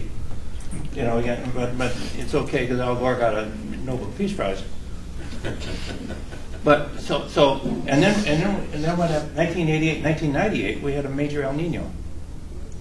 And El Nino is a warm period. We had another one around 2014. The people in college today have never known global warming in their life, not in their lifetime. Don't tell them that. But statistically, there's been no warming. That's right. Since 1998, we've been flat. Yeah. And so the whole notion that extreme weather is getting more extreme is not true. You can check that. They're not more. It's not more frequent. They're not more severe. Have the oceans accelerated? No, they haven't. No. Are there more forest fires? No, there aren't. And you can go right down the list to all of these crazy things. And so what happens is I'm called a climate change denier. I've never met anyone that denies that climate changes. Have you ever met anyone that might? But it's absolute lunacy, and they admit that it's being used to drive the economy.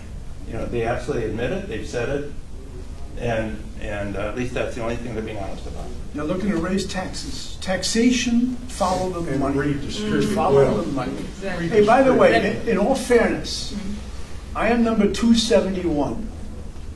What is 271? Nature, one of the most distinguished climate publications, in June, put out an article. It was called Nature Communications. And they listed people who you should not listen to in order of severity. I think Larry has a much higher number than I have. But I'm 271. It went down to 360. Hal Dwyer, my colleagues are on there. A couple of you guys are on there too. Okay? I think you beat me. No, I didn't beat you. You're ahead of me. You have to be ahead of me. In any event, I'm 271. I'm giving you fair warning. The most distinguished publication in the world on climate says you should not listen to me. Who's number one? However, I think Mark Morano's number one. However, I want every one of you to use your intellect and make your decision as to what you hear here or anywhere else is true, may be true, is false. I know that from my brain and from my heart, I am telling you the absolute God's honest truth. I will continue to do that until I'm no longer talking. And I know Larry is doing the same thing, and so is Keith. All right, so celebrate our intellect, folks. Yeah. Okay, we got a couple more questions before we take questions, though, because I don't want anyone else to leave. I just have a couple of brief announcements here. Because, I mean, first of all, I want people to think about this, that we are having to commit so much of our time right now talking about that going after this evil policy of reducing carbon, zero carbon emissions, and as both Tom and Larry have said, you think about this, the bankers want to put billions of dollars into this, but at the same time, we just had the U.S. Congress in the House completely say there is no money for the Artemis program, or the Senate say we're going to cut the Artemis program in half. And for those of you who have been completely blocked, I hope you haven't been so blocked as that you would not know that our current president, Trump, has said that we're going to commit our nation to going back to the moon and on to Mars with the program of sending the first woman and next man to the moon again, just what we were talking about here, because we're not here to reminisce on the good old days and say, oh, that was nice while we had it. Those of us who could have participated in the optimistic future of a national mission of getting human beings to make these great breakthroughs and discoveries and sending the first human beings into space. Well, that happened, but those days are over. No, those days are not over, and that's why we're here talking about this, because next week I invite you all to come back. We won't be here. We'll actually be at the Clear Lake Freeman Branch Library out by NASA, and we're going to be hosting an event on supporting not just the Artemis program, but why we have to go as one humanity. We need to be working with leading nations, Russia, China, India. As people know, the president was just here in Houston with over 50,000 Indians and the Prime Minister of India, Narendra Modi. And they talked about there that we're going to go into space together. We got to do this together, and we're not going to do it when you got some idiots in the Congress right now who are more concerned about impeachment and policies for reducing carbon footprints. So I just wanted to say that because next week is very special. It is actually Space Week.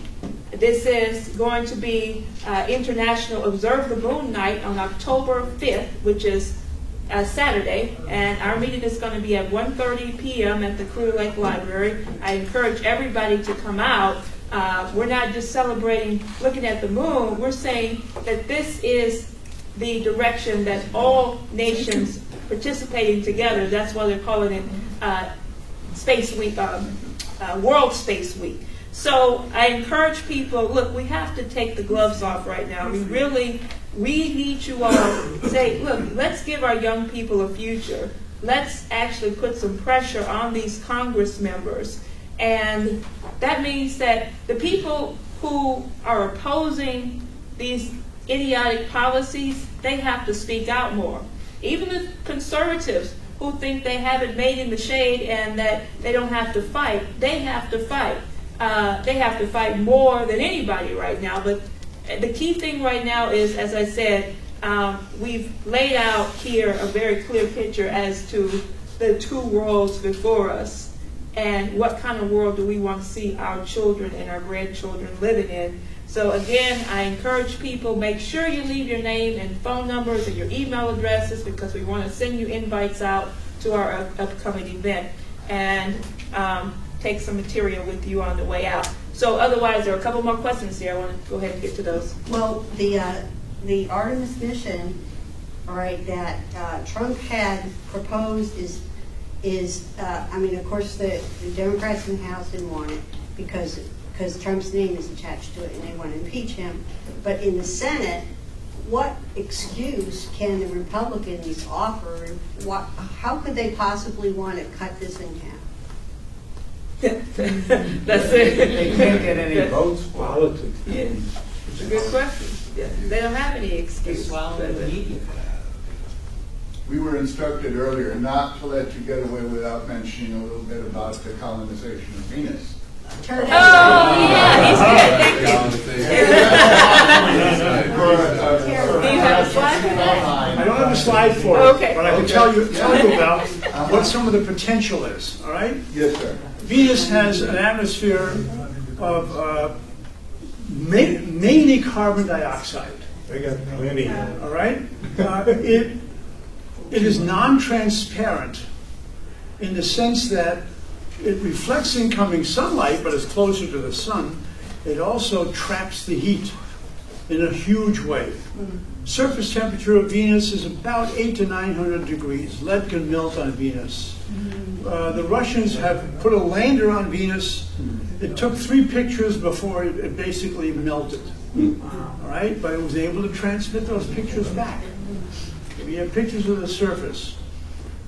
Terraforming is taking a planet and changing it so that it resembles Earth. Earth is Terra, all right? We could parachute devices onto Venus, onto the Venusian surface, that would strip carbon and oxygen from each other. The carbon would be ending up as like coal dust on the surface of the planet. The oxygen would enter the atmosphere of the planet. You put enough of these machines on the surface, and very slowly but surely, the atmosphere of Venus changes. The surface is coated with carbon. Some of it will seep into the Venusian surface. Once the atmosphere is transparent enough for the oxygen to be the principal component, the atmosphere becomes transparent, so that Venus will then lose its heat thousands of years in the future. We would be able to land on Venus with an oxygen atmosphere. It's a warmer planet. And then we have carbon for energy in the ground, oxygen in the air to breathe. It will be a first step. All right? That's the process that we use to terra. And Venus is as large as Earth. There's enough room for many, many people. Venus would then end up having a pole where you could have frozen water. There'd be a possibility of inhabiting Venus. Now the Mars pictures I showed you, that was Mackenzie and Petrov. They're the ones who did that. And anybody who wants to have those slides, and there's plenty of them, by the way, in Mackenzie and Petrov, 70 pages worth of material on how Those humans... weren't quite Renaissance cities on Mars, though. I'll give you some. No. Their belief is that colonizing Mars is much easier than Venus, because terraforming Venus is something that would take thousands of years. Right. Whether our humanity can do that, can do it well, I don't know. I won't be here to see it. I might be here to see the first steps taken toward getting to Mars and finally getting people to live on Mars. We have room on Mars for people. Yes, ma'am. Okay, 2 things. One is, just in that regard, my husband brought up this question previously, and he wasn't able to come today, but and I know he probably liked your idea about how do we go about terraforming Mars when there's no magnetic field, when we're dealing with the problem there of creating an atmosphere, okay? And then the second question is, I thought maybe, I don't know if Keisha got the report on it, but there is... Let me answer the first question first. Yes, okay. The Martian colony that Mackenzie and Petrov see is basically burrowed into the hills of the planet, and the parts that are exposed are to grow plants. The plants will produce food and oxygen, right? You get enough plants growing, and Mars has CO2 in its atmosphere. The plants would grow a little bit quicker than they would here on Earth. So the plants would create the atmosphere that the people would breathe who were inside the tunnels, burrowed into the hills. So you won't create the atmosphere on Mars as an atmosphere itself, but in the human habitations, you would be able to have a breathable atmosphere. Okay, now your second question. Okay, so There is a petition of scientists denouncing, maybe you mentioned it before I got here. The 500 times. Yes. They're sitting in the room. Some of them are here. They signed it. Okay. Well, okay. But yeah. She's talking. I'm on there too. Yeah, I know. Yeah. Number 2. Okay, yeah, there was just an update on it that I heard a little bit about today. I may not have gotten it. Go ahead. Say what it was. I don't know, did anyone get it all? I only got like 30 seconds of it, but it was, I thought maybe you might have heard it, but it was, anyway, what was published, anyway, it was very, very, I think, I'm going to have to just state what this is about. Yeah, why don't one of you who's... I can help you on that. This is a petition that was actually started in Europe. Yeah. And I ended up being on there as a signatory because I was giving a presentation in Europe. I was speaking at the German Bundestag and giving a sea level rise presentation along with the great Svensmark from Denmark, who was the cosmic ray expert, and also Lord Monkton from England, and Pressland, who is a glaciologist. So the 4 of us were presenting in the Bundestag. It's on our website. Unfortunately, when you hear me talk, you're not hearing me. You're hearing a simultaneous woman German translator. But the slides are there. Anyway, this petition was started in Europe by people in the Netherlands. And about 500 scientists have signed on to it now. And it's a letter to the Secretary General of the United Nations, basically asking the Secretary General to look at the science and not look at the garbage that he's being presented with. And like I say, I'm on there. A number of people that I know are on there. The update that I got was that the initiators of this have actually now created a site and they're actually creating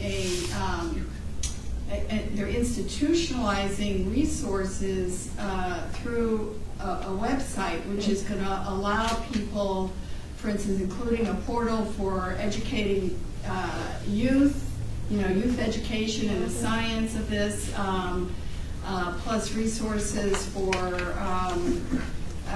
all kinds of documentation. They're going to have their own peer review process where they're going to be able to take reports that are, bogus reports and going through and actually showing what's wrong with them. I mean, it's like a real escalation of putting this stuff institutionally. One of my big worries, is that Google or Facebook in the near future may declare this as detrimental to the human beings and take these sites off. Yeah. It is possible.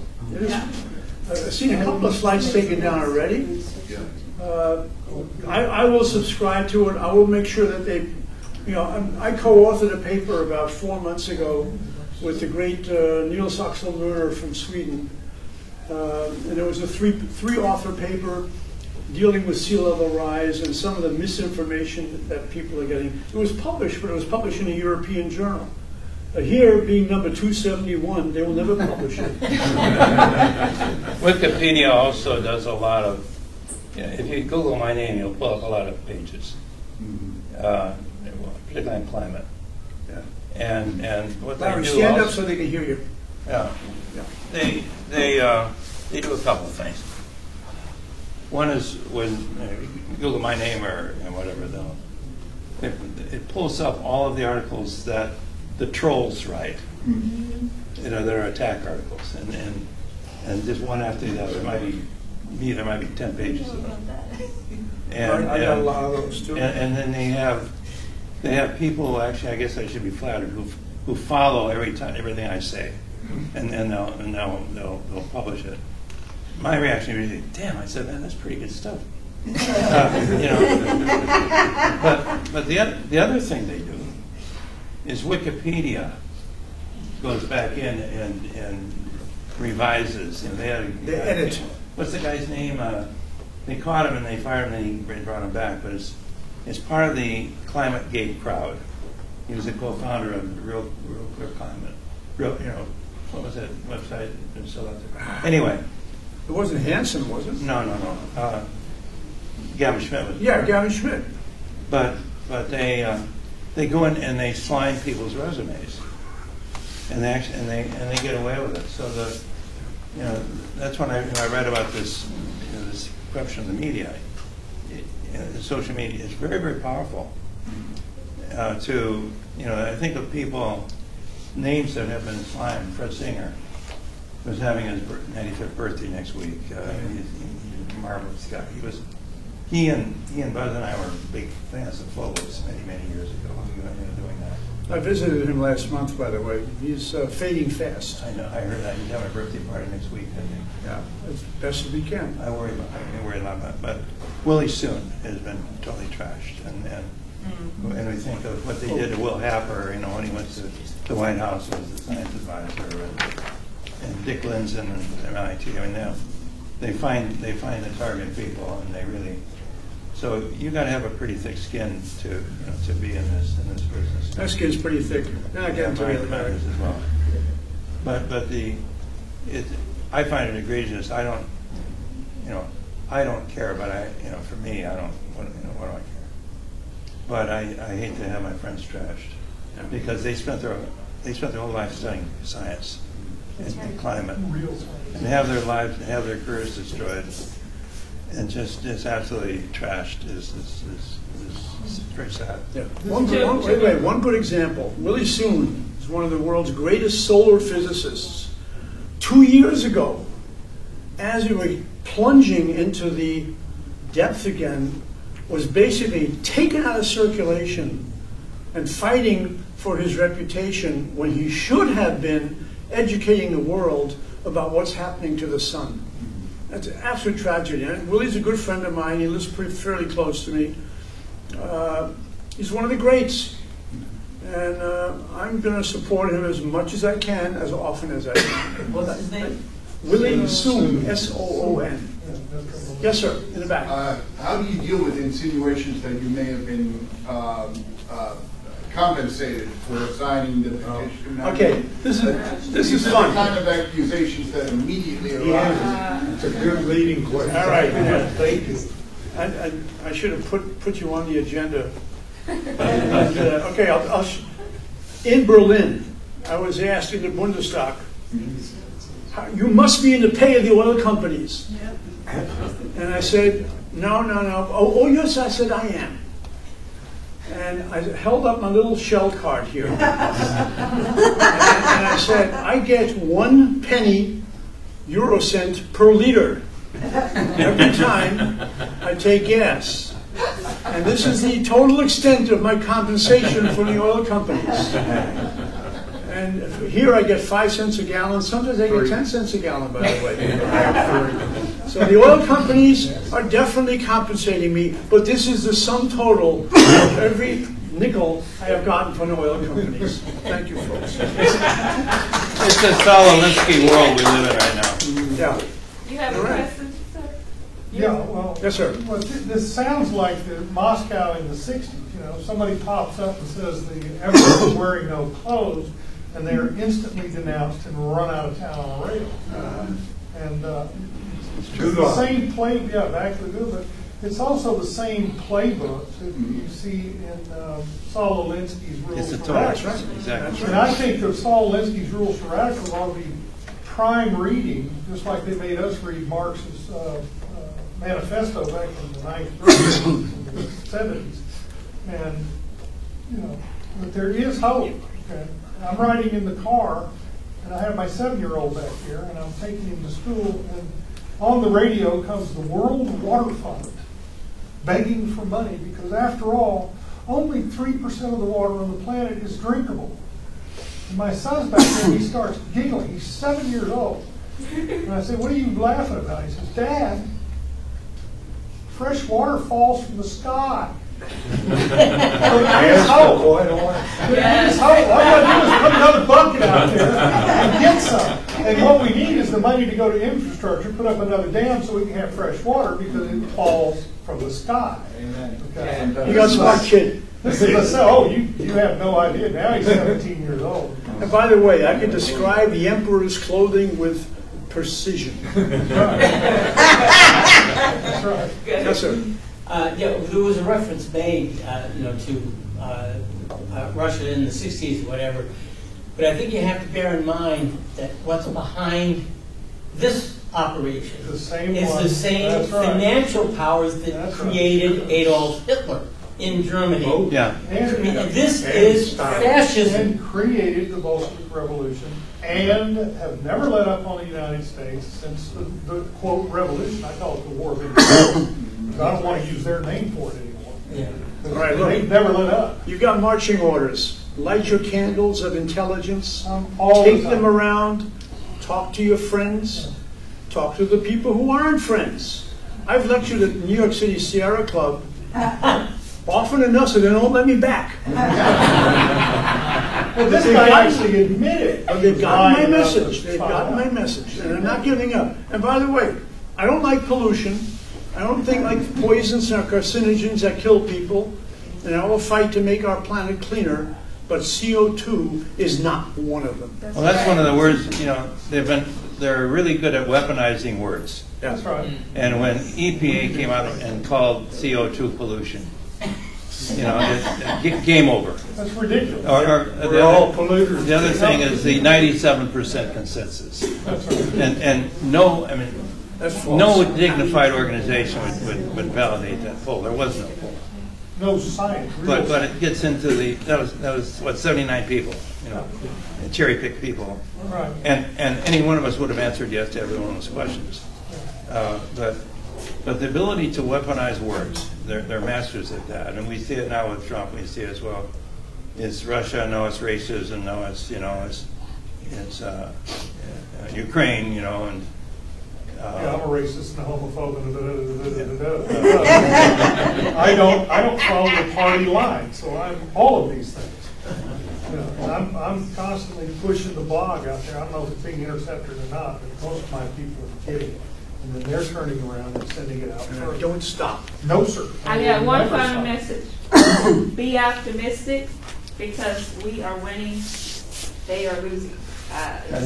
Therefore, but realize that we have a job to do, and we need more people on the good side of humanity. Join the Schiller Institute. Yes, and the Schiller Institute is leading the good side of humanity, and hopefully you guys got a better sense of that. Any further questions you have, please ask us.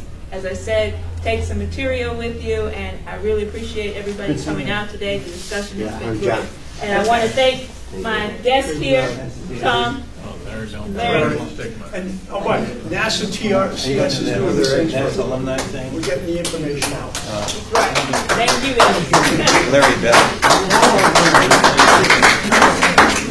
Good job, Tom. You got a lot of notes. I can tell you speak I want to take that with me. I'm going to show you. I just want to show you because I have something in here like one of the graphs that you showed today. What's the subject? You want to talk about my space architecture? Punchline. Space architecture.